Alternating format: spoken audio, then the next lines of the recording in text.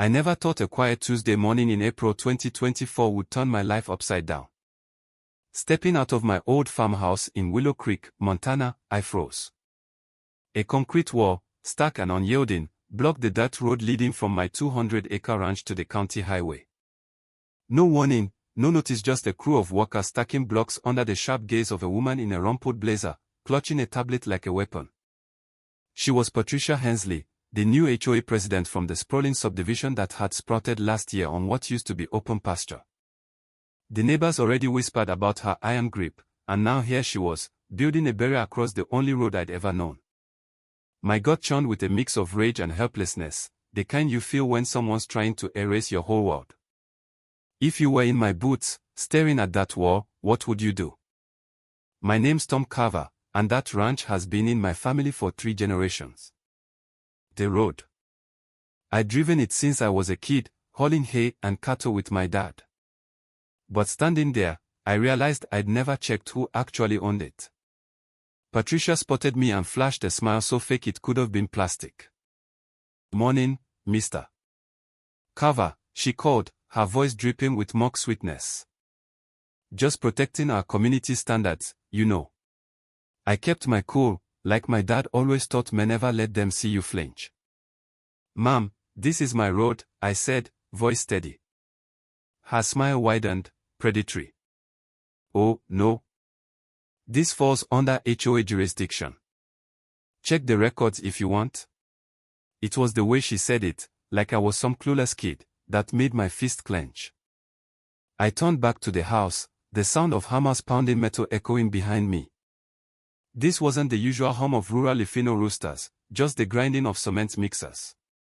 Inside, I called Sarah Tillman, the only lawyer in town who knew agricultural law like the back of her hand. She'd been sorting out land disputes for decades, and when I told her what was happening, her silence on the line said it all. "Tom," she finally said, "this could get messy. HOAs are a nightmare with old roads like yours." She promised to dig into the property records, but as I hung up, I looked out at that wall growing taller by the minute. Something told me Patricia had been planning this for a while. By evening, the wall was done 8 feet of cold concrete with "private property, residential area" painted in bold letters. It wasn't just a wall, it was a declaration. My road, the one my granddad used to drive his old Chevy down, was gone. I felt like I was failing the land, failing my family. I'd left a steady job in Boise to take over the ranch when Dad got sick, and every day since had been a battle to prove I could handle it. Now this. Patricia, who'd lived here less than a year, was telling me I didn't belong. Sarah's call 3 days later hit like a thunderbolt. "Tom, get to my office. Bring coffee." Her voice had an edge, the kind she got when she smelled blood. In her cluttered office above the feed store, she spread out maps and deeds, some yellowed with age. Pointing to a 1985 county map, she traced my road's path. "This has never been HOA property," she said. Patricia's line. My heart raced, but then came the gut punch. Patricia had filed paperwork months ago to reclassify the road, banking on me ignoring the legal notices piling up in my mailbox. Worse, Sarah found emails showing Patricia had a history of distargeting rural properties, forcing owners out, and snapping up the land for cheap to subdivide. My ranch was her latest prize. Patricia's campaign was relentless. She hired Ward Grayson, a retired vet with a fake security badge, to guard the wall like it was a military checkpoint.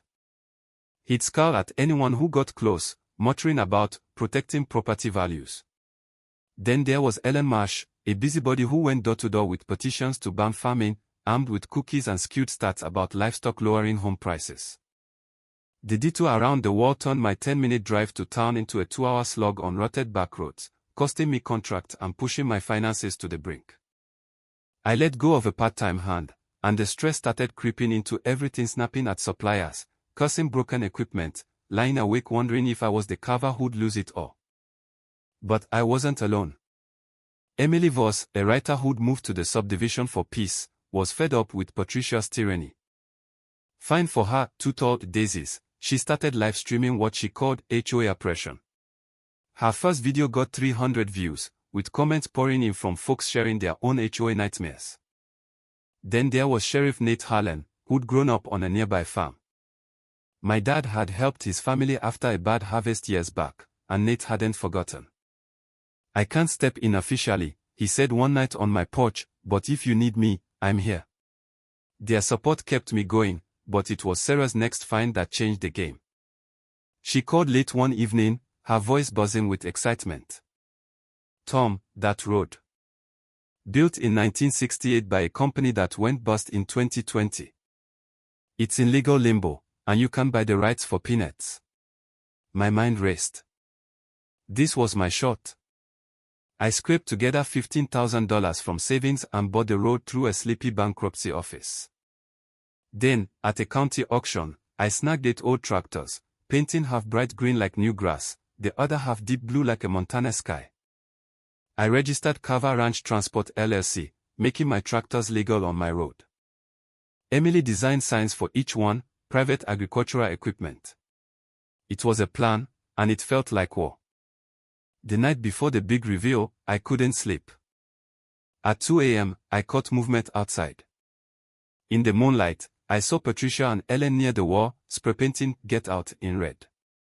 The audacity flawed Metty were framing me. I stayed quiet, knowing Emily's new security camera had caught it all. Sure enough, at dawn, Patricia was at my door, fake tears and all, accusing me of vandalism. "This is a threat," she wailed, pointing at the paint. I kept calm. "Maybe check the cameras," I said. Her face went pale. She stammered, "There are no cameras," then backtracked. Too late. Emily's footage was gold. She didn't post it right away, suggesting we let Patricia dig her own grave. And dig she did. Patricia filed a police report, claiming I'd stalked her and painted the wall to scare her. Ward swore he'd seen me sneaking around. Ellen's petition called me a rural terrorist. The lies grew wider, and the town was buzzing. Nate saw the video and shook his head. "False reports are a felony, Tom. She's done." The showdown came fast. Nate served the warrant at Patricia's house, finding the spray paint can with her prints. Emily live-streamed it, her 1,500 viewers eating it up. Patricia's mask slipped as she realized she was caught. But I wasn't done. On a chilly May morning, I lined up my tractors along the road, green and blue, flags waving, a 200-yard barricade. A sign read, "Carver Ranch Road, private property, authorized vehicles only." Emily's stream, titled "Farmer's Revenge," hit 600 viewers in minutes. At 7:30, Patricia stormed out in her bathrobe, spray paint can in hand, screaming about fraud. I climbed down, coffee in hand, and pointed to the sign. "Ma'am, can you read this?" Her rage froze, and the crowd neighbors, live stream fans watched her unravel. Nate rode up, checked my papers, and nodded. "All legal, folks."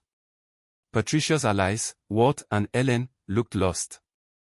Her complaints illegal parking, harassment fell flat. Every move she made was checkmated. But she wasn't out. She hired Victor Lang, a hotshot lawyer from Helena, and sued, claiming I was weaponizing the road to torment her. She even burst in protesters with signs like, "End rural bullying." Emily's stream hit 4,000 viewers on court day. In the courtroom, Victor painted me as a vindictive rancher. But Sarah was ready.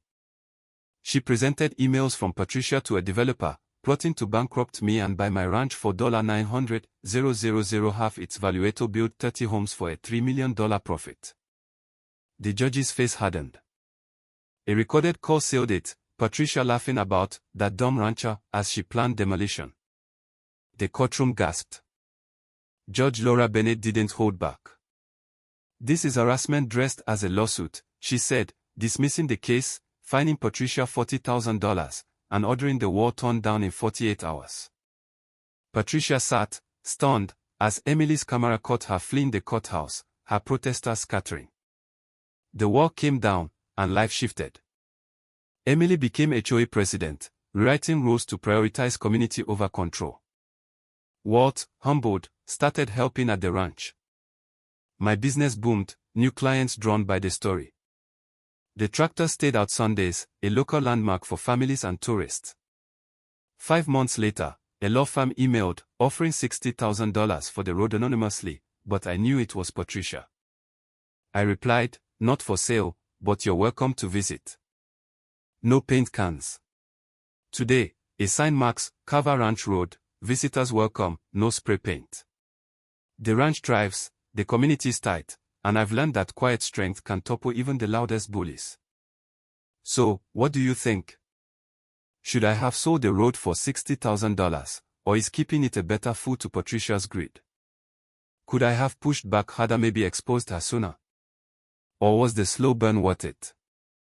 Drop a comment with your take, where you're from, and if you've ever faced a bully like this. Hit like if you're Team Carver, and subscribe for more stories of folks fighting back. Let's hear it. What would you have done?